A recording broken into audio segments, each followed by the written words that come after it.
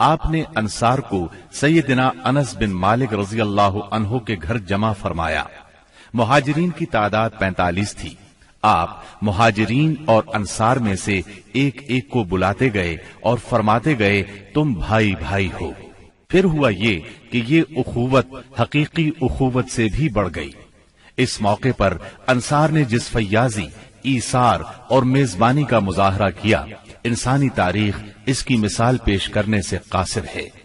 انصار نے مہاجر بھائیوں کی حیثیت مہمانوں کی نہ رہنے دی، بلکہ انہیں اپنی جائیداد اور کاروبار میں برابر کا حصے دار بنا لیا۔ اس طرح مہاجرین بہت جلد اپنے پیروں پر کھڑے ہو گئے۔ مہاجرین سے یہ انصار کی محبت ہی کا نتیجہ تھا کہ انہوں نے نبی صلی اللہ علیہ وسلم پر اپنے کھجوروں کے باغات پیش کیے کہ آپ ان باغات کو ان کے اور مہاجرین کے درمیان تقسیم کر دیں۔ آپ نے انکار فرمایا تو انصار نے مہاجرین سے کہا آپ لوگ کام کر دیا کریں، ہم پھلوں میں آپ لوگوں کو شریک کر لیں گے۔ آپ صلی اللہ علیہ وسلم نے اس تجویز کو پسند فرمایا۔ سیدنا سعد بن ربیع رضی اللہ عنہ بڑے مالدار انصاری تھے۔ انہوں نے اپنے مہاجر بھائی سیدنا عبد الرحمن بن عوف رضی اللہ عنہ سے کہا میرا مال آدھا آدھا تقسیم کر لو، میری 2 بیویاں ہیں، دیکھو جو تمہیں پسند ہو مجھے بتلا دو، میں اسے طلاق دے دیتا ہوں، عدت گزر جائے تو اس سے شادی کر لینا۔ یہ سن کر سیدنا عبد الرحمن بن عوف رضی اللہ عنہ نے فرمایا اللہ آپ کے اہل اور مال میں برکت دے، مجھے آپ بازار کا راستہ بتا دیں۔ انہوں نے بنو قینقاع کے بازار کا پتہ بتلا دیا۔ یہ بازار چلے گئے، محنت مزدوری کی، واپسی پر ان کے پاس کچھ فاضل پنیر اور گھی تھا۔ پھر تھوڑے ہی دن گزرے تھے کہ انہوں نے مال بھی کمایا اور ایک انصاری عورت سے شادی بھی کی۔ مدینے میں مسلمانوں کے علاوہ 2 اور جماعتیں بھی تھیں۔ یہ دونوں جماعتیں ہر لحاظ سے مسلمانوں سے مختلف تھیں۔ ان کا عقیدہ، دین، مصلحتیں، ضروریات، جذبات اور احساسات بالکل مسلمانوں کے خلاف تھے، اور یہ دونوں جماعتیں تھیں مشرکین اور یہود کی۔ چنانچہ نبی اکرم صلی اللہ علیہ وسلم نے ایک عہد و پیمان مسلمانوں کے مابین کرایا اور ایک دوسرا عہد و پیمان مسلمانوں اور مشرکین نیز مسلمانوں اور یہود کے درمیان کرایا، اور اس بارے میں ایک تحریر بھی لکھی گئی جس کے خاص خاص نکات یہ ہیں۔ نمبر 1، قریش اور یثرب کے مومنین و مسلمین اور ان کے ماتحت ہو کر ان کے ساتھ ملنے والے اور جہاد کرنے والے بقیہ لوگوں سے الگ ایک امت ہیں۔ نمبر 2، ان کی دیت کی ادائیگی اور قیدی کی رہائی اہل ایمان کے درمیان سابق دستور کے مطابق ہوگی، اور یہ فدیے اور دیت میں اہل ایمان کی مدد کریں گے۔ نمبر 3، یہ لوگ مفسد، ظالم اور باغی کے خلاف ایک ہاتھ ہو کر اٹھیں گے، چاہے وہ ان کی اپنی اولاد ہی کیوں نہ ہو۔ نمبر 4، کوئی مومن کسی مومن کو کافر کے بدلے قتل نہیں کرے گا اور نہ کسی مومن کے خلاف کسی کافر کی مدد کرے گا۔ نمبر 5، اللہ کا ذمہ ایک ہے، لہذا ایک معمولی آدمی کا دیا ہوا ذمہ بھی سارے مسلمانوں پر لاگو ہوگا۔ نمبر 6، جو یہود مسلمانوں کے پیروکار ہو جائیں ان کی مدد کی جائے گی اور وہ دوسرے مسلمانوں کی طرح ہوں گے۔ نمبر 7، مسلمانوں کی صلح ایک ہوگی۔ نمبر 8، جو کسی مومن کو قصدن قتل کر دے اس سے قصاص لیا جائے گا، سوائے اس صورت کے کہ مقتول کے ولی راضی ہو جائیں، اور اہل ایمان پر ضروری ہے کہ سب قاتل کے خلاف اٹھ کھڑے ہوں۔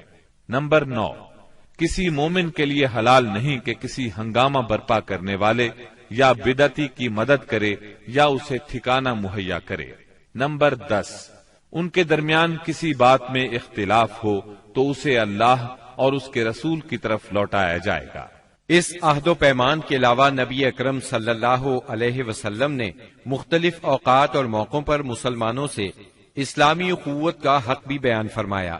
انہیں آپس میں تعاون، مدد، اتحاد و یگانگت، غم گساری اور خبر گیری کی ترغیب دی، یہاں تک کہ یہ اخوت تاریخ کی انتہائی بلندیوں تک پہنچ گئی۔ باقی رہے مشرکین تو ان کا معاملہ اور تھا۔ ان کی اکثریت اپنے سرداروں اور بڑوں سمیت مسلمان ہو چکی تھی اور ان میں اتنی سخت نہیں تھی کہ مسلمانوں کے مقابلے میں کھڑے ہو سکیں، لہٰذا ان سے نبی اکرم صلی اللہ علیہ وسلم نے یہ عہد لیا کہ کوئی مشرک قریش کی جان و مال کو پناہ نہیں دے گا اور نہ کسی مومن کے آگے اس کی حفاظت کے لیے رکاوٹ بنے گا۔ اس عہد کے بعد ان کی طرف سے کوئی اندیشہ نہ رہا۔ باقی رہے یہود، تو ان کے ساتھ نبی اکرم صلی اللہ علیہ وسلم نے جو معاہدہ کیا اس کے خاص نکات یہ ہیں۔ نمبر 1، یہود مسلمانوں کے ساتھ ایک امت ہوں گے، ان کے لیے ان کا دین اور مسلمانوں کے لیے مسلمانوں کا دین ہوگا، ان کے ذمے ان کا خرچ ہوگا اور مسلمانوں کے ذمے مسلمانوں کا خرچ ہوگا۔ نمبر 2، جو طاقت اس معاہدے کے کسی بھی فریق سے جنگ کرے گی یا یثرب پر حملہ کرے گی، سب آپس میں اس کے خلاف تعاون کریں گے اور ہر ایک اپنی جانب کا دفاع کرے گا۔ نمبر 3، اس معاہدے کے شرکاء کے درمیان خیر خواہی، خیر اندیشی اور نیکوکاری کے تعلقات ہوں گے، گناہ کے نہیں۔ نمبر 4، آدمی اپنے حلیف کے جرم میں نہیں پکڑا جائے گا۔ نمبر 5، مظلوم کی مدد کی جائے گی۔ نمبر 6، جب تک جنگ برپا رہے گی یہود بھی مسلمانوں کے ساتھ خرچ برداشت کریں گے۔ نمبر 7، اس معاہدے کے شرکاء پر یثرب میں ہنگامہ آرائی اور کشت و خون حرام ہوگا۔ نمبر 8، اگر ان میں کوئی ہنگامہ یا جھگڑا برپا ہو جائے تو اس کا فیصلہ اللہ اور اس کے رسول کریں گے۔ نمبر 9، قریش اور ان کے مددگاروں کو پناہ نہیں دی جائے گی۔ نمبر 10، یہ معاہدہ کسی ظالم یا مجرم کے لیے آڑ نہیں بنے گا۔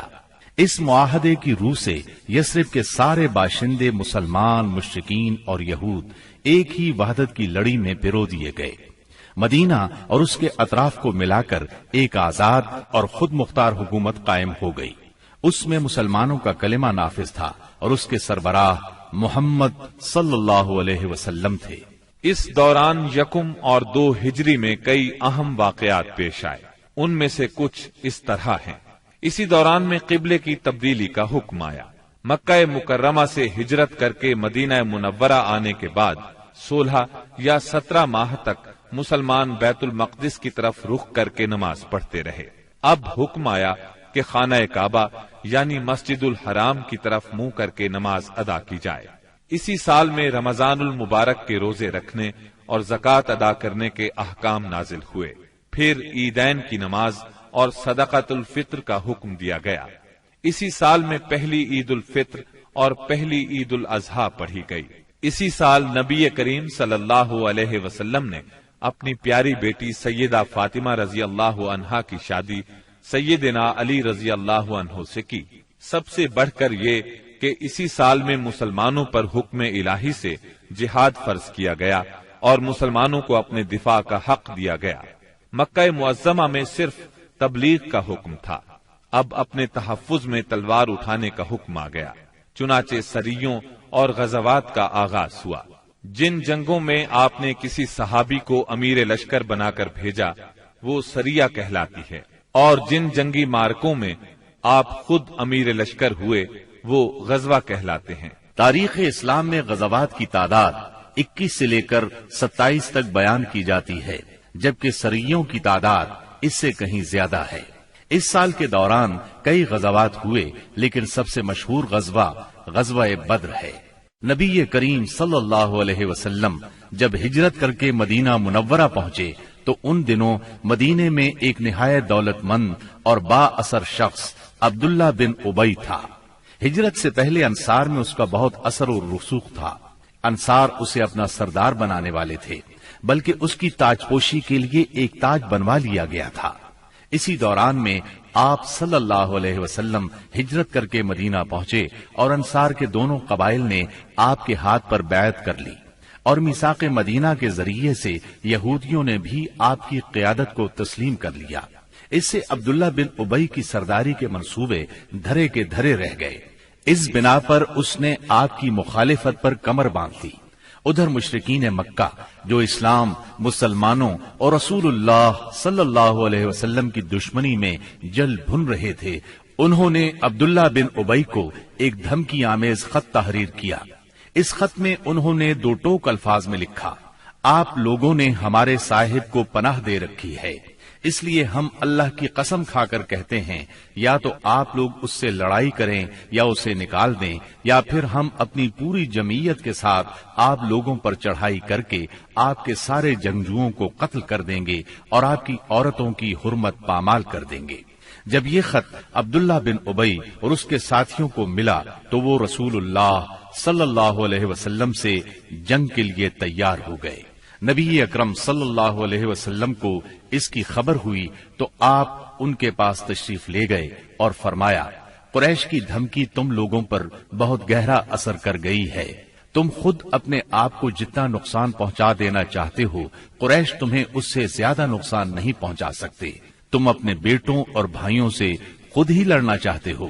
نبی اکرم صلی اللہ علیہ وسلم کی یہ بات سن کر لوگ بکھر گئے۔ اس وقت تو عبداللہ بن ابی جنگ کے ارادے سے باز آ گیا، کیونکہ اس کے ساتھی ڈھیلے پڑ گئے تھے یا بات ان کی سمجھ میں آ گئی تھی، لیکن حقیقت میں قریش کے ساتھ اس کے تعلقات خفیہ طور پر قائم رہے، کیونکہ مسلمانوں اور مشرکین کے درمیان شر اور فساد کا کوئی موقع وہ ہاتھ سے جانے نہیں دینا چاہتا تھا۔ پھر اس نے اپنے ساتھ یہود کو بھی ملا رکھا تھا تاکہ اس معاملے میں ان سے بھی مدد حاصل کرے، لیکن وہ تو نبی صلی اللہ علیہ وسلم کی حکمت تھی جو رہ رہ کر شر و فساد کی آگ کو بجھا دیتی تھی۔ مسلمانوں کی ہجرت اور مدینے میں ان کی کامیابی سے کفار مکہ بہت تل ملا رہے تھے اور مدینے پر چڑھائی کے بہانے ڈھونڈ رہے تھے۔ رسول اللہ صلی اللہ علیہ وسلم کے بڑھتے ہوئے اقتدار اور اسلام کی اشاعت نے مکہ میں ابو جہل اور ابو سفیان کو سخت بے چین کر دیا تھا۔ یہی کیفیت مدینے میں عبداللہ بن ابی کی تھی۔ اس نے قریش کے حوصلے بڑھائے اور انہیں یقین دہانی کرائی کہ اگر تم نے مدینے پر دھاوا بولا تو یہودی تمہارا ساتھ دیں گے۔ مسلمان جب سے مدینہ آئے تھے خطرات بڑھتے جا رہے تھے اور ان کے سروں پر منڈلا رہے تھے۔ یہی وجہ تھی کہ مسلمانوں نے راتوں کو جاگ جاگ کر مدینے کا پہرا دیا۔ ادھر قریش نے مدینے کو تباہ و برباد کرنے کا ارادہ کر لیا۔ اس غرض کے لیے انہوں نے کئی قبائل کو اپنا ہم نوا بنا لیا۔ چنانچہ جب نبی صلی اللہ علیہ وسلم کو خبر ہوئی تو آپ نے 2 تدابیر اختیار کی۔ پہلی یہ کہ قریش کی شامی تجارت بند کر دی جائے تاکہ وہ مجبور ہو کر مدینے پر حملہ آور ہونے کا ارادہ ترک کر دیں۔ دوسرے یہ کہ مدینے کے آس پاس کے قبیلوں سے امن و امان کا معاہدہ کیا جائے تاکہ قریش جنگ مسلط کریں تو انہیں غیر جانبدار رکھا جا سکے۔ جب اللہ تعالی کی طرف سے جہاد اور قتال کی اجازت دی گئی تو رسول اللہ صلی اللہ علیہ وسلم نے کئی ایک سرایہ بھیجے اور غزوات میں حصہ لیا۔ ان کی مختصر تفصیل کچھ یوں ہے۔ اس سلسلے میں پہلا سریہ جو رسول اللہ صلی اللہ علیہ وسلم نے بھیجا وہ سریہ سیف البحر کہلاتا ہے۔ اسے آپ نے رمضان 1 ہجری بمطابق مارچ 623 عیسوی میں بھیجا اور اپنے چچا سیدنا حمزہ بن عبد المطلب رضی اللہ عنہ کو اس سریے کا امیر بنایا اور 30 مہاجرین کو ان کے زیر کمان شام سے آنے والے ایک قریشی قافلے کا پتہ لگانے کے لیے روانہ فرمایا۔ اس قافلے میں 300 آدمی تھے جن میں ابو جہل بھی تھا۔ مسلمان ایس کے اطراف میں ساحل سمندر کے پاس پہنچے تو قافلے کا سامنا ہو گیا اور دونوں فریق جنگ کے لیے صف آرا ہو گئے۔ قریب تھا کہ جنگ ہو جاتی لیکن قبیلہ جوہینا کے سردار نے بیچ بچاؤ کرا دیا۔ دونوں فریق واپس چلے گئے۔ یہ اسلامی تاریخ کا پہلا سریہ اور پہلا فوجی عمل تھا۔ اس کا جھنڈا سفید تھا اور یہ اسلامی تاریخ کا پہلا جھنڈا تھا۔ اس کے علم بردار سیدنا ابو مرصد کناز بن حسین غنوی رضی اللہ عنہ تھے۔ اس کے بعد پے در پے سریے روانہ کیے گئے۔ چنانچہ شوال 1 ہجری میں سیدنا عبیدہ بن حارث رضی اللہ عنہ کو 60 مہاجرین کے ساتھ بطن رابغ کی وادی میں بھیجا گیا۔ وہاں ابو سفیان سے سامنا ہوا جو 200 آدمیوں کے ساتھ تھا۔ دونوں طرف سے تیر چلے لیکن جنگ نہ ہوئی۔ پھر ذی قعد 1 ہجری میں سیدنا سعد بن ابی وقاص رضی اللہ عنہ کو 20 مہاجرین کے ساتھ خرار کی طرف بھیجا گیا۔ جو کہ जोहफा के करीब एक मकाम है, लेकिन उनका किसी से सामना न हुआ। इसके बाद सफर 2 हिजरी में 70 मुहाजिरीन के साथ रसूलुल्लाह सल्लल्लाहु अलैहि वसल्लम खुद निकले और अबवा या वद्दान तशरीफ ले गए। मुहिम का मकसद कुरैश के एक काफिले की राह रोकना था, लेकिन किसी से सामना न हुआ। ये पहली मुहिम थी जिसमें रसूलुल्लाह सल्लल्लाहु अलैहि वसल्लम बजाते खुद निकले। इसके बाद रबीउल अव्वल 2 हिजरी में रसूलुल्लाह सल्लल्लाहु अलैहि वसल्लम 200 सहाबा के साथ रवाना हुए। मकसूद कुरैश का काफिला था, जिसमें उमैया बिन खल्फ समेत कुरैश के 100 आदमी और 2500 ऊंट थे। आप रज़वा के अतराफ में मकाम बुआत तक तशरीफ ले गए, लेकिन किसी से सामना न हुआ। इसी महीने में कुर्ज बिन जाबिर फेहरी ने मुशरिकीन की एक मुख्तसर सी फौज के साथ मदीना की चराहगाह पर छापा मारा और कुछ मवेशी हाँक कर ले गया। रसूलुल्लाह सल्लल्लाहु अलैहि वसल्लम ने 70 सहाबा के हमराह उसका ताक़ुब किया और बद्र के अतराफ में वाक़े वादिये सफवान तक तशरीफ ले गए, लेकिन कुर्ज निकल भागा। इसी वाक़े को बाज लोग ग़ज़वा-ए बद्र ऊला भी कहते हैं। इसके बाद आप जुमादल ऊला या जुमादल उखरा 2 हिजरी में 150 या 200 मुहाजिरीन के साथ जुल उशैरा तक तशरीफ ले गए। मकसूद कुरैश के एक काफिले को रोकना था जो मुल्क शाम जा रहा था, लेकिन आपके पहुंचने से पहले वो जा चुका था। इस सफर में आपने बनु मुदलिज और उनके हलीफ बनु जमरा से जंग न करने का मुआहदा किया। फिर रजब 2 हिजरी में नबी अकरम सल्लल्लाहु अलैहि वसल्लम ने सैयदना अब्दुल्ला बिन जहश असदी रजी अल्लाह अन्हु को 12 मुहाजिरीन के साथ मक्का और ताइफ के दरमियान एक मकाम नखला की तरफ रवाना किया। मकसद ये था कि वो कुरैश के एक काफिले की खबर लाएं, मगर उन लोगों ने काफिले पर हमला करके अम्र बिन हजरमी को कत्ल और अब्दुल्लाह बिन मुगीरा के बेटे उस्मान और मुगीरा के गुलाम हकीम बिन कैसान को कैद कर लिया और काफिले को हाँक लाए। उनके ऐसा करने पर आप उनसे नाराज हुए, चुनाचे कैदियों को छोड़ दिया गया और मकतूल का खून बहा अदा किया गया। ये वाकया रजब की आखिरी तारीख को पेश आया था, इसलिए मुशरिकीन ने शोर मचाया कि मुसलमानों ने हराम महीने की हुर्मत पामाल कर डाली। इस पर सूरह बकरा की आयत 217 नाजिल हुई।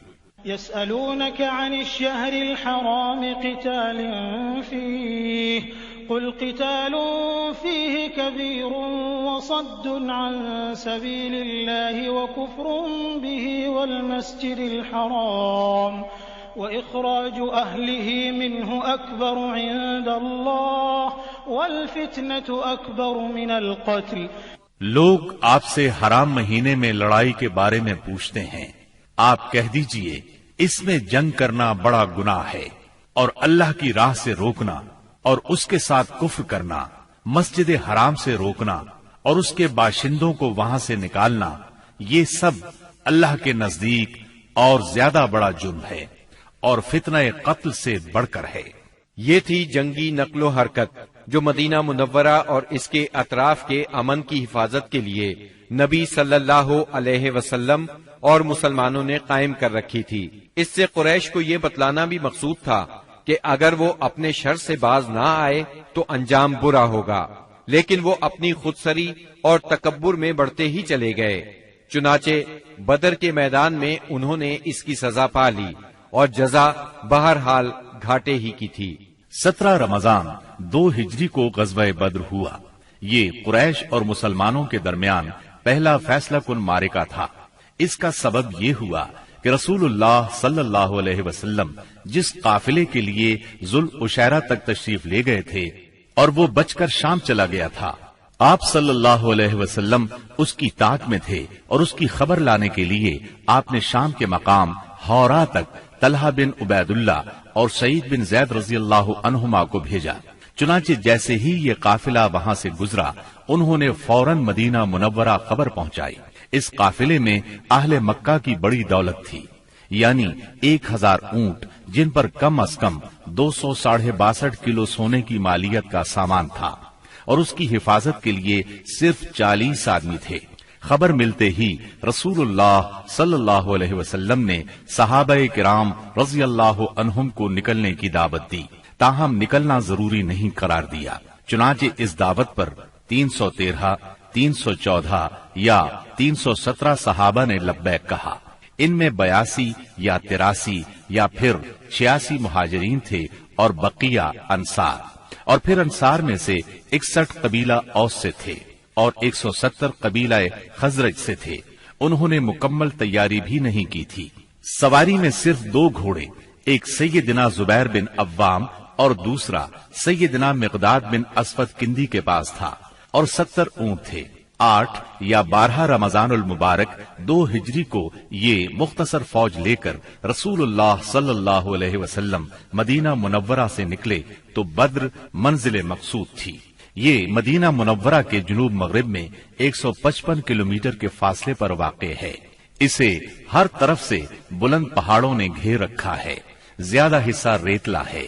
ساحل سمندر یہاں سے قریباً 10 میل کے فاصلے پر ہے۔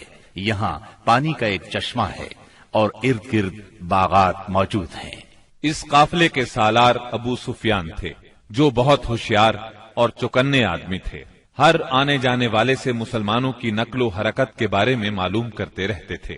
ابھی وہ بدر سے کافی دور تھے کہ انہیں مسلمانوں کے نکلنے کا علم ہو گیا، چنانچہ انہوں نے فوراً قافلے کا رخ مغرب کی طرف پھیر کر ساحل کا راستہ پکڑ لیا اور بدر کا راستہ مکمل طور پر چھوڑ دیا۔ ساتھ ہی زمزم بن عمرو غفاری کو اجرت دے کر مکہ بھیجا کہ جس قدر جلد ممکن ہو انہیں مسلمانوں کے نکلنے کی اطلاع دے دیں۔ اس نے خبر پہنچائی تو اہل مکہ نہایت تیزی سے تیار ہوئے اور سب کے سب نکلے۔ ابو لہب کے سوا بڑوں میں سے کوئی پیچھے نہ رہا۔ آس پاس کے قبائل کے لوگ بھی ساتھ لے لیے۔ جب یہ لشکر مقام جحفہ پر پہنچا تو ابو سفیان کا پیغام ملا۔ اس میں اس نے اپنے بچ نکلنے کی اطلاع دی تھی اور یہ مطالبہ کیا تھا کہ مکہ واپس پلٹ جائیں۔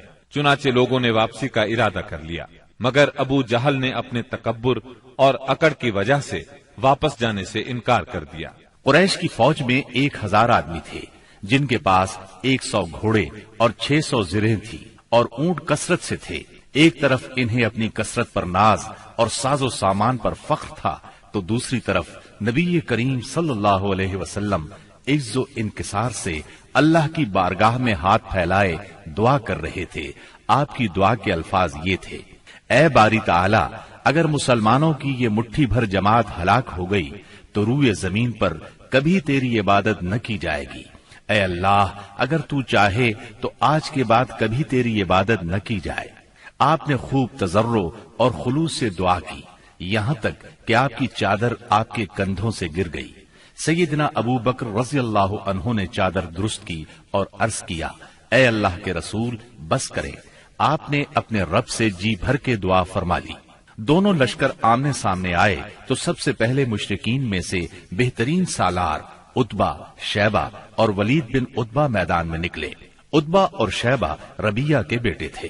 انہوں نے للکار کر کہا: آؤ، تم میں سے کون ہمارے مقابلے پر آتا ہے؟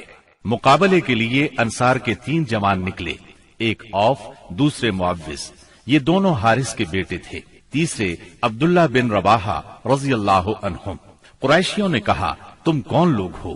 انہوں نے کہا: ہم انصار کی ایک جماعت ہیں۔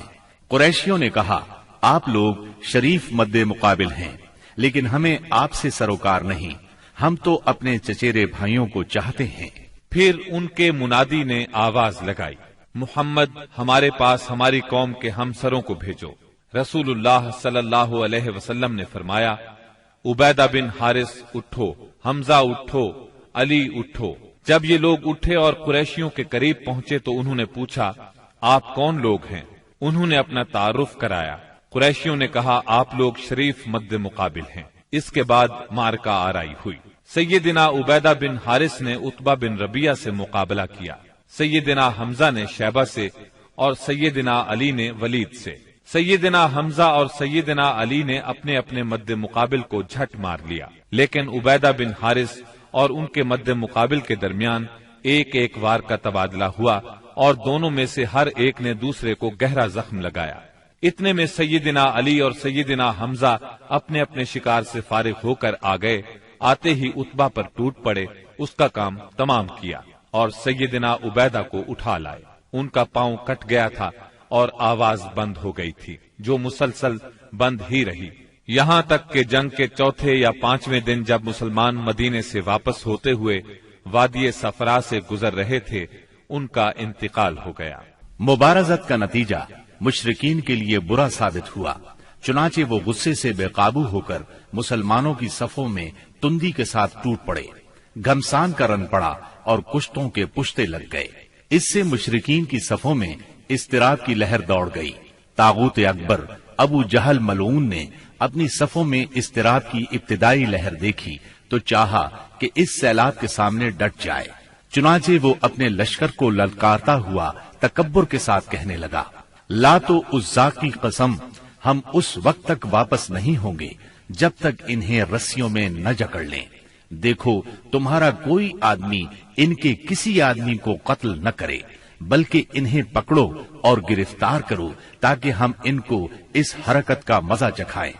लेकिन उसे इस गुरूर की हकीकत का बहुत जल्द पता लग गया, क्योंकि चंद ही लम्हे बाद मुसलमानों के हमले की तुंदी के सामने मुशरिकीन की सफें फटना शुरू हो गईं। अलबत्ता अबू जहल अब भी अपने गिर्द मुशरिकीन का एक गौल लिए जमा हुआ था। इस गौल ने अबू जहल के चारों तरफ तलवारों की बाढ़ और नेजों का एक जंगल कायम कर रखा था, लेकिन गैरतमंद मुसलमानों के इस्लामी हुजूम की आंधी ने उस बाढ़ को भी बिखेर दिया और उस जंगल को भी उखेड़ दिया। इसके बाद ये तागूत अकबर दिखाई पड़ा। मुसलमानों ने देखा कि वो एक घोड़े पर चक्कर काट रहा है। इधर उसकी मौत दो अंसारी जवानों के हाथों उसका खून चूसने की मुंतजिर थी।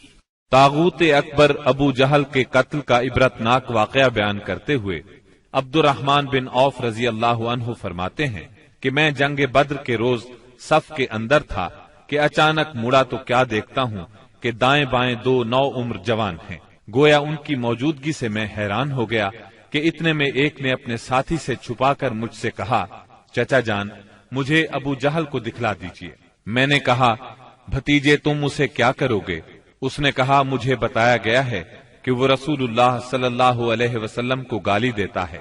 उस जात की कसम जिसके हाथ में मेरी जान है, अगर मैंने उसको देख लिया तो मेरा वजूद उसके वजूद से अलग न होगा, यहाँ तक कि हम में से जिसकी मौत पहले लिखी है वो मर जाए।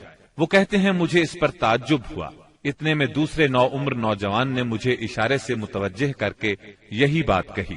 उनका बयान है कि मैंने चंद ही लम्हों बाद देखा कि अबू जहल लोगों के दरमियान चक्कर काट रहा है।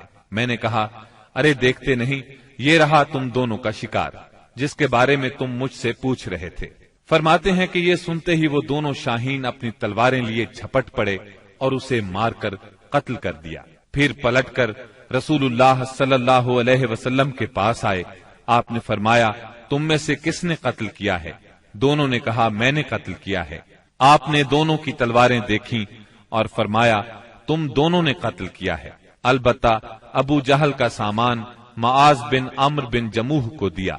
दोनों हमला आवरों का नाम माआज बिन अम्र बिन जमूह और माआज बिन अफरा है। सीरत निगार इब्ने इसहाक का बयान है कि मुआज बिन अम्र बिन जमूह ने कहा कि मैंने मुशरिकीन को सुना, वो अबू जहल के बारे में कह रहे थे, अबुल हकम तक किसी की रसाई न हो। मुआज बिन अम्र कहते हैं कि जब मैंने ये बात सुनी तो उसे अपने निशाने पर ले लिया और उसकी समत जमा रहा।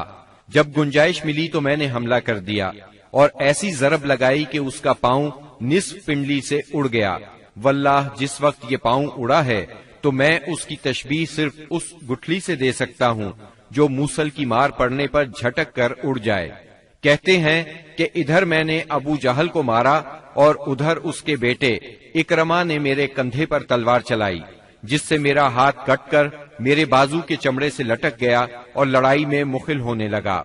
मैं इसे अपने साथ घसीटते हुए सारा दिन लड़ा, लेकिन जब वो मुझे अजियत पहुंचाने लगा तो मैंने इस पर अपना पांव रखा और इसे जोर से खींचकर अलग कर दिया।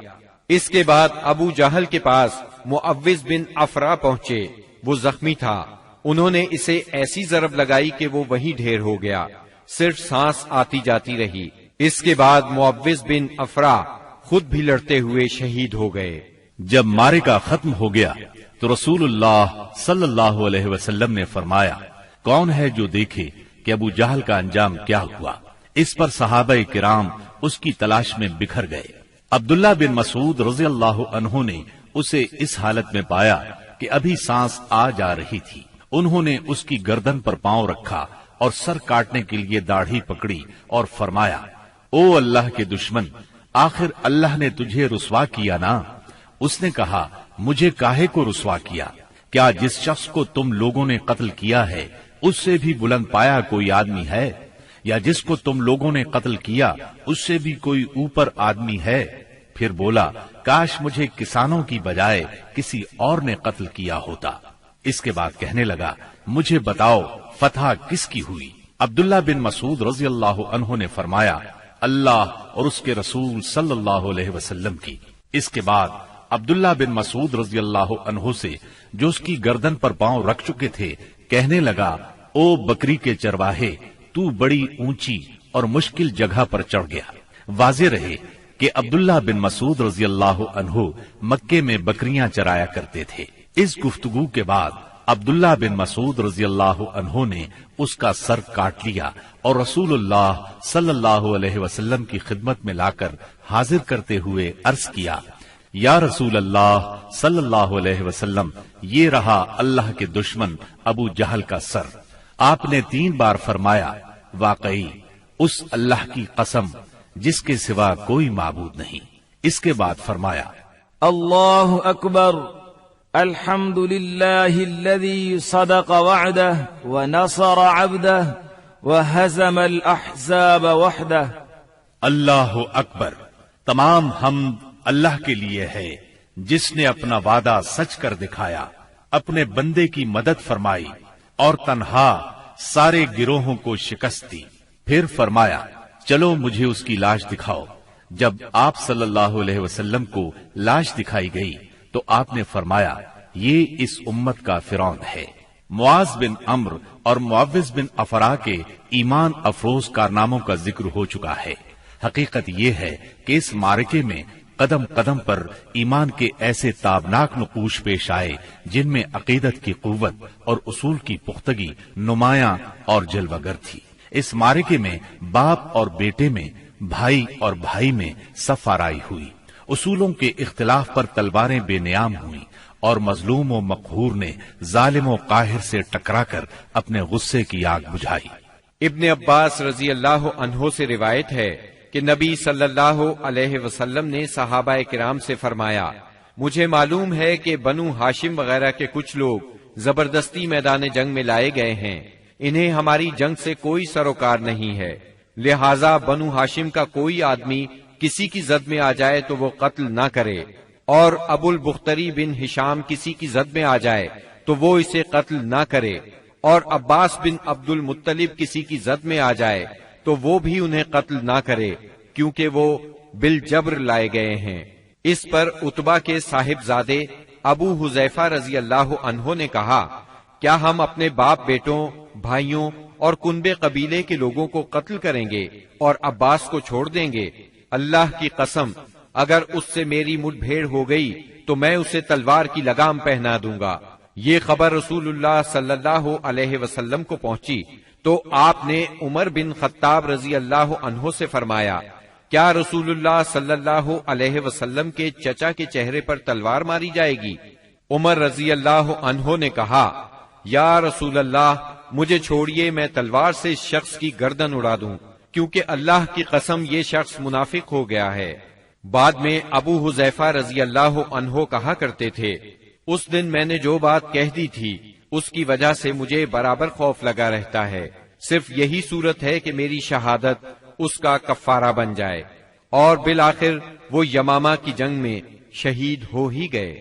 ابو البختری کو قتل کرنے سے اس لیے منع کیا گیا تھا کہ مکے میں یہ شخص سب سے زیادہ رسول اللہ صلی اللہ علیہ وسلم کی ایذا رسانی سے اپنا ہاتھ روکے ہوئے تھا، آپ کو کسی قسم کی تکلیف نہ پہنچاتا تھا اور نہ اس کی طرف سے کوئی ناگوار بات سننے میں آتی تھی، اور یہ ان لوگوں میں سے تھا جنہوں نے بنی ہاشم اور بنی مطلب کے بائیکاٹ کا صحیفہ چاک کیا تھا۔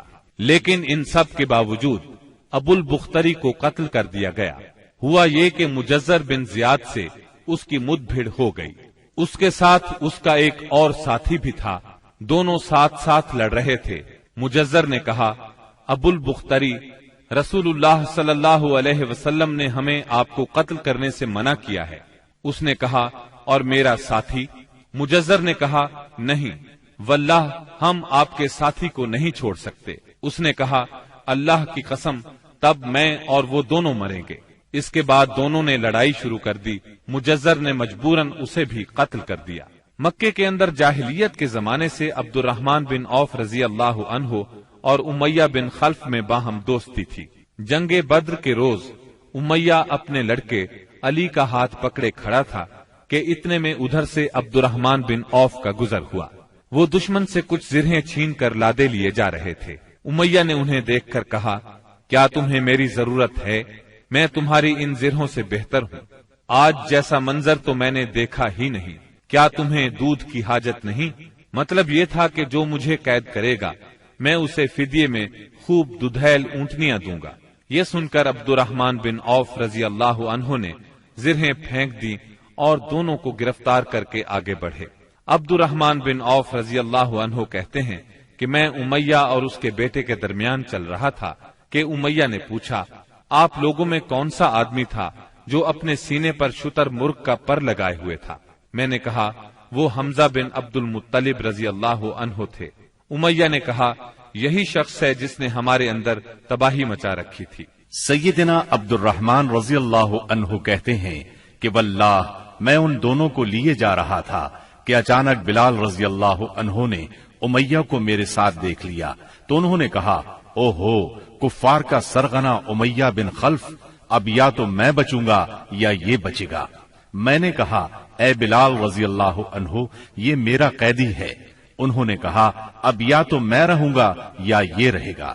پھر نہایت بلند آواز سے پکارا، اے اللہ کے مددگارو، یہ رہا کفار کا سرغنہ امیہ بن خلف، اب یا تو میں رہوں گا یا یہ رہے گا۔ عبد الرحمن بن عوف رضی اللہ عنہ کہتے ہیں کہ اتنے میں لوگوں نے ہمیں گھیرے میں لے لیا۔ میں ان کا بچاؤ کر رہا تھا مگر ایک آدمی نے تلوار سے اس کے بیٹے کے پاؤں پر ضرب لگائی اور وہ وہیں گر گیا۔ ادھر امیہ نے اتنے زور سے چیخ ماری کہ میں نے ویسی چیخ کبھی سنی ہی نہ تھی۔ میں نے کہا، نکل بھاگو، مگر آج بھاگنے کی گنجائش نہیں۔ اللہ کی قسم میں تمہارے کچھ کام نہیں آ سکتا۔ عبد الرحمن رضی اللہ عنہ فرماتے ہیں کہ لوگوں نے اپنی تلواروں سے ان دونوں کو کاٹ کر ان کا کام تمام کر دیا۔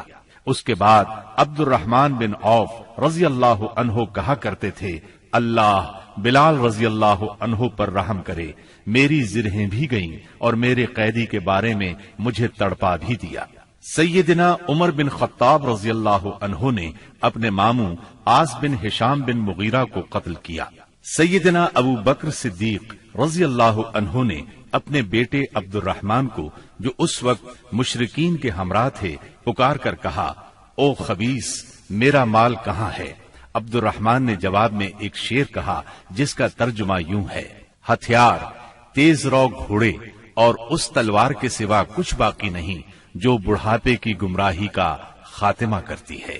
جس وقت مسلمانوں نے مشرکین کی گرفتاری شروع کی، رسول اللہ صلی اللہ علیہ وسلم چھپر میں تشریف فرما تھے اور سعد بن معاذ رضی اللہ عنہ تلوار حمائل کیے دروازے پر پہرا دے رہے تھے۔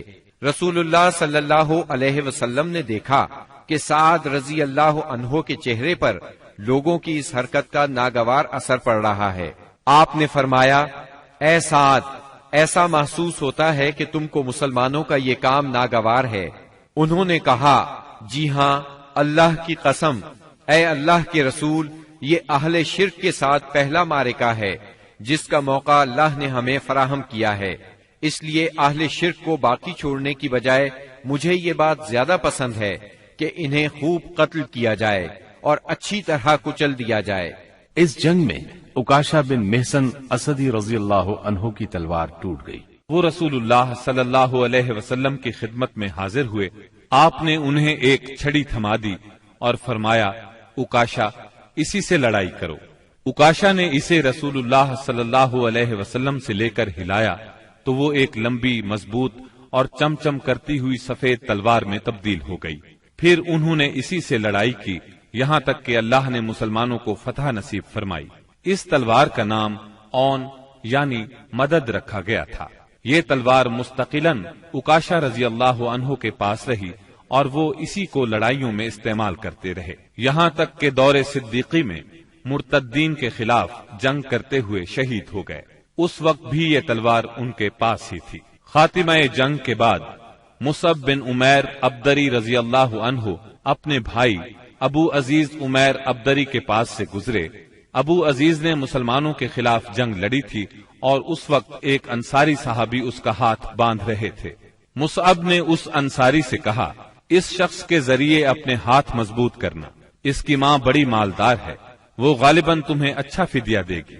اس پر ابو عزیز نے اپنے بھائی مصعب رضی اللہ عنہ سے کہا، کیا میرے بارے میں تمہاری یہی وصیت ہے؟ مصعب رضی اللہ عنہ نے فرمایا، ہاں، تمہاری بجائے یہ انصاری میرا بھائی ہے۔ جب مشرکین کی لاشوں کو کنویں میں ڈالنے کا حکم دیا گیا اور عتبہ بن ربیعہ کو کنویں کی طرف گھسیٹ کر لے جایا جانے لگا تو رسول اللہ صلی اللہ علیہ وسلم نے اس کے صاحبزادے ابو حذیفہ رضی اللہ عنہ کے چہرے پر نظر ڈالی، دیکھا تو غمزدہ تھے، چہرہ بدلا ہوا تھا۔ آپ صلی اللہ علیہ وسلم نے فرمایا، ابو حذیفہ، غالباً اپنے والد کے سلسلے میں تمہارے دل کے اندر کچھ احساسات ہیں۔ انہوں نے کہا، نہیں واللہ یا رسول اللہ، میرے اندر میرے باپ کے بارے میں اور ان کے قتل کے بارے میں ذرا بھی لرزش نہیں، البتہ میں اپنے باپ کے متعلق جانتا تھا کہ ان میں سوجھ بوجھ ہے، دور اندیشی اور فضل و کمال ہے، اس لیے میں آس لگائے بیٹھا تھا کہ یہ خوبیاں انہیں اسلام تک پہنچا دیں گی، لیکن اب ان کا انجام دیکھ کر اور اپنی توقع کے خلاف کفر پر ان کا خاتمہ دیکھ کر مجھے افسوس ہے۔ اس پر رسول اللہ صلی اللہ علیہ وسلم نے سیدنا ابو حذیفہ رضی اللہ عنہ کے حق میں دعائے خیر فرمائی اور ان سے بھلی بات کہی۔ آخرکار اسلام نے کفر پر فتح پائی۔ اس غزوہ بدر میں قریش کا سردار ابو جہل بھی مارا گیا۔ یہ وہی ابو جہل تھا جس نے نبی کریم صلی اللہ علیہ وسلم اور مسلمانوں پر ظلم و ستم کے پہاڑ توڑے تھے۔ 70 کافر موت کے گھاٹ اترے، 70 ہی گرفتار ہوئے، باقی دم دبا کر بھاگ نکلے۔ مسلمانوں میں صرف 14 شہید ہوئے، ان میں 6 مہاجر اور 8 انصاری تھے۔ اس جنگ نے اسلام کے دشمنوں کی طاقت کا جنازہ نکال دیا، ان کا بھرم کھل گیا اور ان کا غرور خاک میں مل گیا۔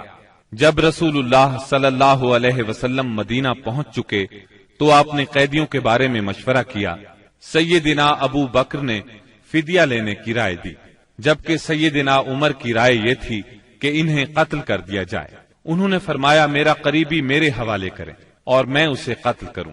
عقیل بن ابی طالب سیدنا علی کے حوالے کریں، وہ اس کی گردن کو اڑائیں، یہاں تک کہ اللہ کو معلوم ہو جائے کہ ہمارے دلوں میں مشرکین کے لیے کوئی نرم گوشہ نہیں ہے، اور یہ حضرات مشرکین کے ائمہ اور قائدین ہیں۔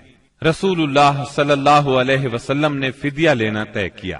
یہ فدیہ 4000 سے 3000 اور کم از کم 1000 درہم تک تھا، اور ان میں سے جو لکھنا پڑھنا جانتے تھے ان کا فدیہ یہ قرار دیا گیا کہ وہ 10 بچوں کو لکھنا پڑھنا سکھا دیں۔ غزوہ بدر میں قریش کے 70 آدمی مارے گئے، ان میں عتبہ اور ابو جہل جیسے رئیس شامل تھے۔ ابو جہل کے بعد قریش کا سردار ابو سفیان کو بنایا گیا، یہ بنو امیہ سے تھے۔ اس طرح بنو امیہ کے وقار میں اضافہ ہو گیا۔ جمادی الاولیٰ 3 ہجری میں قریش نے اپنا ایک قافلہ عراق کے راستے ملک شام بھیجا۔ یہ راستہ نجد سے ہو کر شام جاتا تھا اور مدینے کے قریب سے نہیں گزرتا تھا۔ اس قافلے کی قیادت صفوان بن امیہ کر رہا تھا۔ رسول اللہ صلی اللہ علیہ وسلم کو اس کا علم ہو گیا۔ آپ نے سیدنا زید بن حارثہ رضی اللہ عنہ کی کمان میں 200 سواروں کا ایک دستہ بھیج دیا۔ قریش کا قافلہ نجد میں قردہ نامی ایک چشمے پر پڑاؤ ڈال رہا تھا کہ سیدنا زید رضی اللہ عنہ نے اس پر حملہ کر دیا۔ نتیجہ یہ ہوا کہ پورا قافلہ ان کے قبضے میں آ گیا، البتہ اس میں جتنے آدمی تھے سب نکل بھاگے۔ صرف قافلے کا رہنما فرات بن حیان گرفتار ہو سکا۔ اس نے اسلام قبول کر لیا۔ مال غنیمت کی مقدار 1,00,000 درہم تھی، اور غزوہ بدر کے بعد قریش کے لیے یہ سب سے زیادہ تکلیف دہ مار تھی۔ غزوہ بدر کے بعد غزوات کے سلسلے میں تیزی آ گئی۔ 3 ہجری میں غزوہ بحران، غزوہ غطفان، غزوہ حمیر الاسد اور غزوہ احد اس سال کامیابی سے لڑے گئے۔ البتہ غزوہ احد واحد غزوہ ہے جس میں مسلمانوں کو بہت تکلیف دہ صورتحال کا سامنا کرنا پڑا۔ اپنی ایک غلطی کی وجہ سے وقتی طور پر شکست کا منہ دیکھنا پڑا۔ بدر میں ذلت آمیز شکست اور قریش کے بڑے بڑے سرداروں کے قتل کے بعد مکہ معظمہ کے ہر گھر میں کوہرام مچ گیا۔ اب قریش کے سردار ابو سفیان تھے۔ ان کی یہ ذمہ داری تھی کہ وہ غزوہ بدر کے مقتولین کا انتقام لیں۔ چنانچہ مشرکین نے بدر سے واپسی پر منت مانی کہ وہ جب تک مسلمانوں سے بدر کا انتقام نہیں لیں گے غسل جنابت نہیں کریں گے۔ ایک روز ابو جہل کا بیٹا اکرمہ مقتولین کے رشتہ داروں کو ساتھ لے کر ابو سفیان کے پاس گیا اور کہا، محمد نے ہماری قوم کو فنا کر دیا ہے، اب ہم نے تہیہ کر لیا ہے کہ مسلمانوں کا نام صفحہ ہستی سے حرف غلط کی طرح مٹا کر دم لیں گے۔ اس طرح قریش کے شعلہ فشاں شاعروں نے انتقام کی آگ کو خوب ہوا دی۔ اس طرح سارا عرب گویا آتش فشاں بن گیا۔ ادھر مسلمان بھی یہ بات اچھی طرح جانتے تھے کہ قریش مکہ اپنے 70 سرداروں کا انتقام ضرور لیں گے۔ چنانچہ مسلمان کفار مکہ کی سرگرمیوں سے باخبر رہنے کی پوری کوشش کر رہے تھے۔ شوال 3 ہجری میں رسول اللہ صلی اللہ علیہ وسلم کو اطلاع ملی کہ قریش کا لشکر مدینہ منورہ کی طرف بڑھ رہا ہے اور اس کی تعداد 3000 ہے۔ اس پر آپ نے صحابہ کرام رضی اللہ عنہم سے مشورہ کیا۔ اکثر مہاجرین اور تجربہ کار صحابہ نے مشورہ دیا کہ خواتین کو ایک محلے میں جمع کر دیا جائے اور شہر کے اندر رہ کر مقابلہ کیا جائے۔ عبداللہ بن ابی منافق نے بھی یہی رائے دی، لیکن نوجوان صحابہ کے ایک گروہ نے اس بات پر اصرار کیا کہ شہر سے نکل کر دشمن کا مقابلہ کیا جائے۔ دراصل یہ نوجوان صحابہ کم عمر ہونے کی وجہ سے غزوہ بدر میں شرکت نہیں کر سکے تھے، اس لیے ان پر جوش طاری تھا۔ نبی اکرم صلی اللہ علیہ وسلم گھر تشریف لائے اور زرہ پہن کر باہر تشریف لے گئے۔ اب لوگوں کو ندامت محسوس ہوئی کہ کیوں شہر سے باہر جا کر لڑنے کا مشورہ دیا۔ چنانچہ انہوں نے کہا، اگر آپ پسند فرمائیں تو شہر میں رہ کر دشمن سے مقابلہ کیا جائے۔ جواب میں آپ نے فرمایا، رسول کو زیبا نہیں کہ ہتھیار پہن کر بغیر قتال کے اتار دے۔ چنانچہ آپ 1000 کا لشکر لے کر مدینہ منورہ سے نکلے۔ اس کے بعد نبی صلی اللہ علیہ وسلم نے لشکر کو 3 حصوں میں تقسیم کیا۔ مہاجرین کا دستہ، اس کا پرچم سیدنا مصعب بن عمیر رضی اللہ عنہ کو عطا کیا۔ قبیلہ اوس کا دستہ، اس کا علم اسید بن حزیر رضی اللہ عنہ کو عطا فرمایا۔ تیسرا قبیلہ خزرج کا دستہ، اس کا علم حباب بن منذر رضی اللہ عنہ کو عطا فرمایا۔ پورا لشکر 1000 مردان جنگی پر مشتمل تھا، جن میں 100 زرہ پوش اور 50 شاہ سوار تھے۔ سیدنا ابن ام مکتوم رضی اللہ عنہ کو اس کام پر مقرر فرمایا کہ وہ مدینے کے اندر رہ جانے والے لوگوں کو نماز پڑھائیں گے۔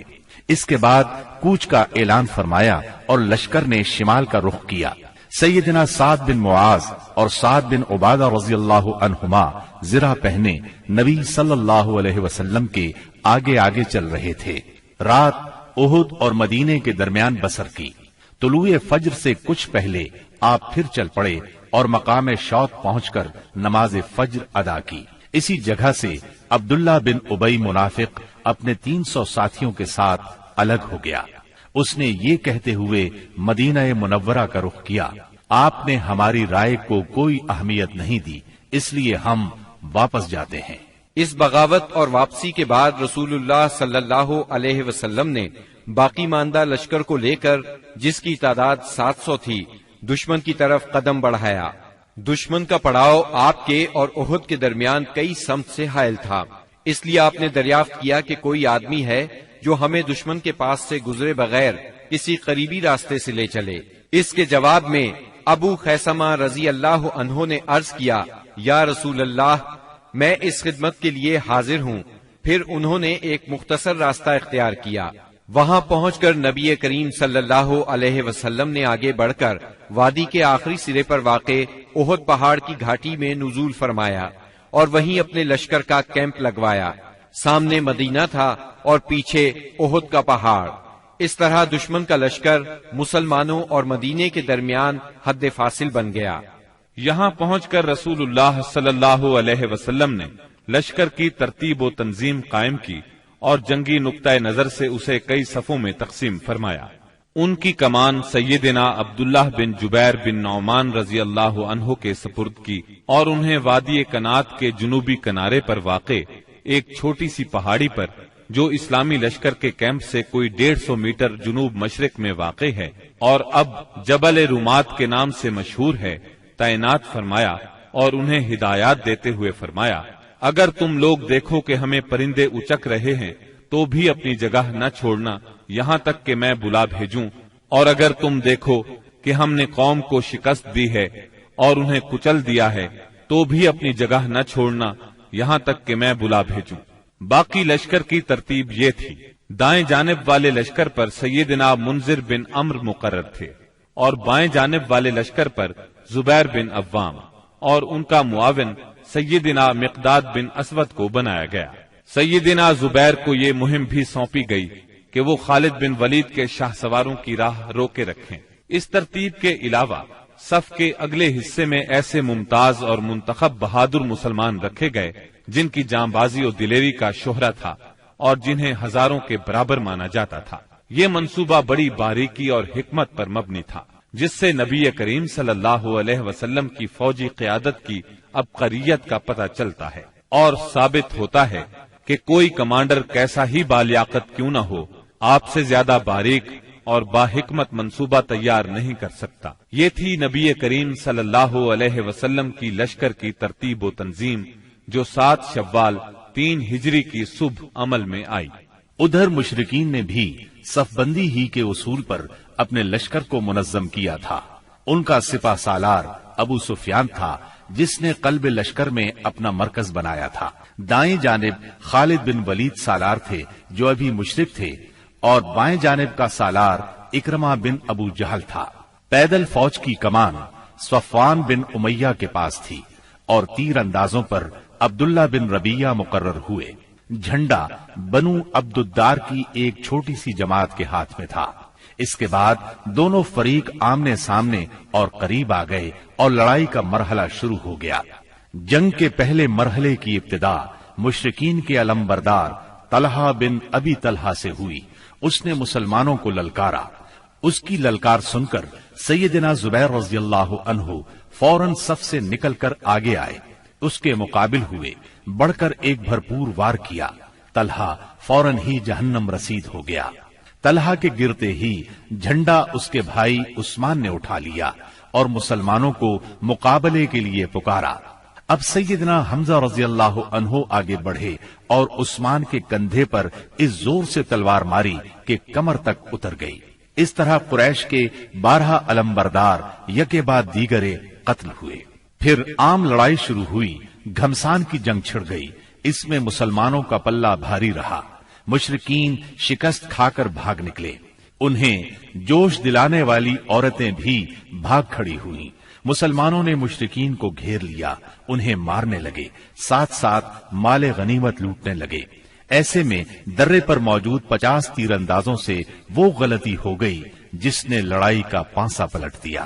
ہوا یوں کہ نبی اکرم صلی اللہ علیہ وسلم نے ان 50 تیر اندازوں کو یہ ہدایت فرمائی تھی کہ اس درے کو کسی حال میں نہ چھوڑنا، لیکن جب مسلمانوں کو کامیابی ہوئی، کافر بھاگنے لگے اور مسلمان انہیں مارنے کاٹنے کے ساتھ ساتھ مال غنیمت بھی لوٹنے لگے، تو انہوں نے بھی درہ چھوڑ دیا اور مال غنیمت لوٹنے کے لیے دوڑ پڑے۔ تیر اندازوں کے سردار سیدنا عبداللہ بن جبیر رضی اللہ عنہ نے انہیں روکنے کی کوشش کی، لیکن وہ مال غنیمت کی طرف متوجہ ہو گئے۔ قریشی فوج میں خالد بن ولید موجود تھے۔ انہیں اللہ نے غضب کی جنگی مہارت عطا کی تھی۔ انہوں نے اپنی مہارت سے فوراً بھانپ لیا کہ موقع بہت اچھا ہے، مسلمانوں پر اس درے کی طرف سے حملہ کر دینا چاہیے۔ چنانچہ انہوں نے اپنے دستے کو ساتھ لیا اور چکر کاٹ کر درے تک پہنچ گئے۔ وہاں سیدنا عبداللہ بن جبیر رضی اللہ عنہ اور ان کے ساتھیوں کو شہید کر کے یہ لوگ پیچھے کی طرف سے مسلمانوں پر ٹوٹ پڑے۔ اس طرح مسلمان دونوں طرف سے گھیرے میں آ گئے۔ اس طرح 700 مسلمانوں کی فوج اچانک 3000 کے نرغے میں آ گئی۔ زبردست جنگ ہوئی، 70 صحابہ شہید ہو گئے، مسلمان منتشر ہو کر رہ گئے۔ اسلامی فوج کے علم بردار سیدنا مصعب بن عمیر رضی اللہ عنہ کی شکل و صورت رسول اللہ صلی اللہ علیہ وسلم سے بہت ملتی جلتی تھی۔ وہ شہید ہو گئے تو بعض لوگوں نے سمجھا رسول اللہ صلی اللہ علیہ وسلم شہید ہو گئے۔ اس خبر سے اسلامی فوج بد دل ہو گئی، ان میں سراسیمگی پھیل گئی، وہ مایوس ہو گئے۔ بڑے بڑے بہادروں کی طاقت جواب دے گئی۔ کچھ دیر بعد اتفاق سے کعب بن مالک رضی اللہ عنہ نے رسول اللہ صلی اللہ علیہ وسلم کو دیکھ لیا۔ وہ بلند آواز سے پکارے، مسلمانوں، رسول اللہ صلی اللہ علیہ وسلم زندہ ہے۔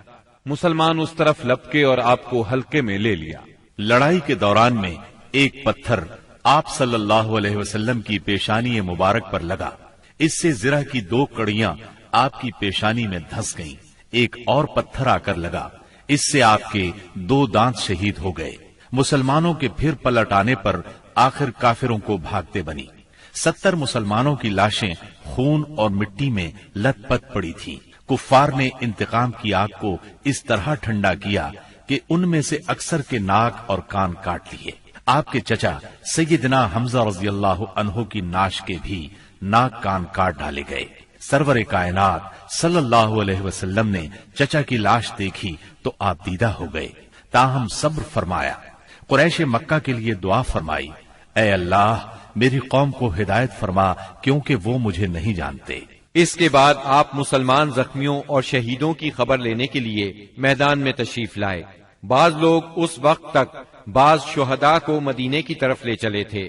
آپ نے انہیں حکم دیا کہ انہیں ان کی شہادت گاہوں میں واپس لایا جائے اور سارے شہداء کو غسل اور نماز جنازہ کے بغیر ان کے کپڑوں ہی میں دفن کیا جائے۔ آپ نے 2 اور 3 شہیدوں کو ایک ہی قبر میں دفن کیا، اور ایسا بھی ہوا کہ 2 شہیدوں کو ایک ہی کپڑے میں دفن کیا گیا۔ درمیان میں اسخر گھاس ڈال دی گئی۔ لحد میں اس شخص کو آگے کیا جسے قرآن زیادہ یاد تھا۔ آپ نے فرمایا، میں ان لوگوں کے بارے میں قیامت کے دن گواہی دوں گا۔ لوگوں نے سیدنا حنظلہ بن ابی عامر رضی اللہ عنہ کی لاش اس حالت میں پائی کہ وہ زمین سے اوپر اٹھی ہوئی تھی اور اس سے پانی ٹپک رہا تھا۔ رحمت دو عالم صلی اللہ علیہ وسلم نے فرمایا، فرشتے انہیں غسل دے رہے ہیں۔ ان کا واقعہ یہ ہے کہ ان کی نئی شادی ہوئی تھی، بیوی کے ساتھ ہی تھے کہ جنگ کی دعوت کانوں میں پڑی۔ وہ بیوی کو چھوڑ کر سیدھے میدان جنگ میں آ گئے، پھر حالت جنابت ہی میں لڑتے ہوئے شہید ہو گئے۔ چنانچہ فرشتوں نے انہیں غسل دیا، اس لیے انہیں غسیل الملائکہ کہا جاتا ہے۔ سیدنا حمزہ رضی اللہ عنہ کو اتنی چھوٹی چادر میں دفنا دیا گیا کہ اگر سر ڈھانکا جاتا تو پاؤں کھل جاتے تھے اور پاؤں ڈھانکے جاتے تو سر کھل جاتا تھا۔ چنانچہ پاؤں پر ازخر گھاس ڈال دی گئی۔ یہی صورتحال سیدنا مصعب بن عمیر رضی اللہ عنہ کے ساتھ پیش آئی۔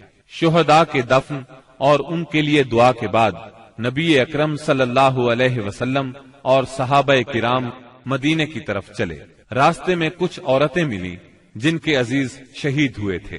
نبی صلی اللہ علیہ وسلم نے انہیں تسلی دی اور ان کے لیے دعا فرمائی۔ بنو دینار کی ایک خاتون آئی جن کے شوہر، بھائی اور باپ شہید ہو گئے تھے۔ جب انہیں ان کے عزیزوں کی شہادت کی خبر دی گئی تو بولی، رسول اللہ صلی اللہ علیہ وسلم کی کیا خبر ہے؟ انہیں بتایا گیا رسول اللہ صلی اللہ علیہ وسلم خیریت سے ہیں۔ وہ بولی، میں آپ کو دیکھنا چاہتی ہوں۔ لوگوں نے اشارے سے بتایا۔ جب ان کی نظر آپ پر پڑی تو بولی، کل مصیبت بعدک جلل، کہ آپ کے بعد ہر مصیبت ہیچ ہے۔ مدینے پہنچ کر مسلمانوں نے ہنگامی حالت میں رات گزاری۔ جسموں پر زخم ہی زخم تھے، تھکن سے بدن چور چور تھے اور غم و الم کی کیفیت طاری تھی۔ اس کے باوجود وہ مدینے کا پہرا دیتے رہے اور رسول اللہ صلی اللہ علیہ وسلم کی پہرے داری کرتے رہے۔ ادھر رسول اللہ صلی اللہ علیہ وسلم نے محسوس کیا کہ دشمن کی نقل و حرکت پر نظر رکھنا ضروری ہے تاکہ وہ مدینے کا رخ کریں تو ان سے کھلے میدان ہی میں 2 ہاتھ کر لیے جائیں۔ چنانچہ صبح ہوئی تو آپ نے اعلان فرمایا دشمن سے مقابلے کے لیے چلنا ہے، اور صرف وہی آدمی جا سکتا ہے جو احد کی لڑائی میں شریک تھا۔ اس پر لوگوں نے کہا ہم نے بات سنی اور مانی۔ چنانچہ سب لوگ مدینہ منورہ سے روانہ ہوئے۔ آپ نے 8 میل دور حمراء الاسد کے مقام پر پہنچ کر پڑاؤ ڈالا۔ ادھر مشرکین نے مدینہ منورہ سے 36 میل دور مقام روحا پر پڑاؤ ڈالا اور مدینے پر دوبارہ چڑھائی کرنے کا مشورہ شروع کر دیا۔ انہیں افسوس اس بات کا تھا کہ انہوں نے ایک بہترین موقع کھو دیا۔ ایسے میں معبد بن ابی معبد خزائی آپ کی خدمت میں حاضر ہوا۔ یہ آپ کے خیر خواہوں میں سے تھا۔ حمراء الاسد میں آپ کے سامنے پہنچ کر اس نے احد کے واقعے پر تعزیت کی۔ آپ نے اس سے فرمایا تم جا کر ابو سفیان سے ملو اور اس کی حوصلہ شکنی کرو۔ معبد روحا پہنچا۔ اس وقت تک مشرکین مدینے کی طرف پلٹ پڑنے کا فیصلہ کر چکے تھے۔ معبد نے انہیں بری طرح ڈرایا، کہنے لگا محمد ایسی جمعیت لے کر نکلے ہیں کہ میں نے ایسی مثال پہلے نہیں دیکھی۔ وہ سب لوگ تمہارے خلاف غصے سے بھرے ہوئے ہیں، بھڑکے ہوئے ہیں۔ ان پر اس قدر جوش طاری ہے کہ میں نے ایسی مثال پہلے کبھی نہیں دیکھی۔ نیز میرا خیال ہے کہ تم کوچ کرنے سے پہلے پہلے اس لشکر کا ہراول دستہ اس ٹیلے کے پیچھے سے نمودار ہوتا ہوا دیکھ لوگے۔